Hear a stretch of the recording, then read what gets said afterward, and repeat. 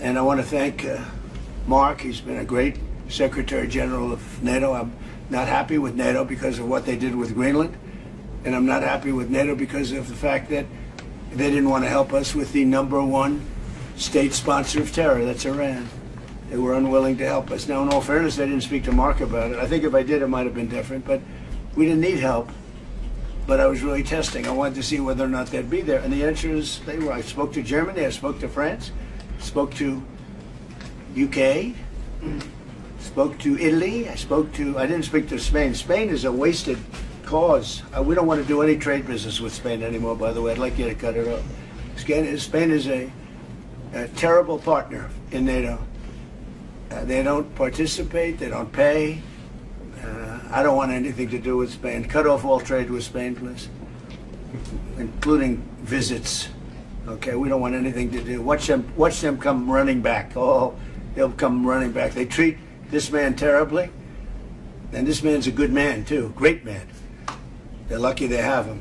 But Spain doesn't agree to anything, and you shouldn't carry him. I mean, you sort of automatically carry because you're protecting an area, so they're there. So they probably figure they have to protect us, right? But we don't have to, and we don't have to trade with them. I don't want to do any more trade with them. All right? Yes, take it immediately. Don't even talk to them. They're hopeless. Bad people, because they have everybody else going and paying and working. In Spain, in particular Spain, there are a couple of others, but in particular Spain, they're open about it. They're hostile about it, and let's see how hostile they remain when they call up and they, please, we want to trade with you, sir. We want to trade with you, sir. They make so much money with us, and we're going to see that they make a lot less. I want no business with them. So, other than that, we're having the big meeting in a little while, and I'm going to relate my problems. Greenland is a big problem for us, and the other big problem is the fact that when we wanted them, we didn't want them badly, but we did say, if you want to join us, and they all said no. But when they could have, they weren't there for us, and we've been there for them. We spent over $1 trillion over the last short period, $1 trillion, in order to protect these countries from Russia, and has nothing to do with us. We have an ocean, but it's been a long-term thing, and they haven't treated us right. And Mark understands that. He understands that, and we're going to work something out, I think, one way or the other. But we've been treated unfairly. We pay disproportionately.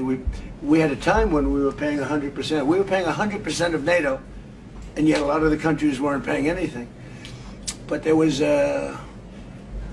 calls made a few weeks ago. I spoke with UK, and the Prime Minister said, well, we don't want to help you now, but we'll help you when the war's over. I said, that's not good. And likewise, I spoke to Germany. They didn't want to help. Spoke to France. They didn't want to help. Nobody wanted to help. Some of the very small countries wanted to help because they're the most vulnerable. I mean, that's the only reason they wanted to help. So I appreciate you being here. We're going to be going back together, many of us together. And again, I want to say, despite the fact that I'm very upset with NATO, that we pay far, far too much, billions and billions of dollars too much, because it's unfair, because we're protecting them. So we protect them, but they're not there for us. Think of it. It doesn't work. But I want to say this is a great leader. They're lucky they have him. It's their biggest asset. You want to know the truth? So, Mark, would you say a few words?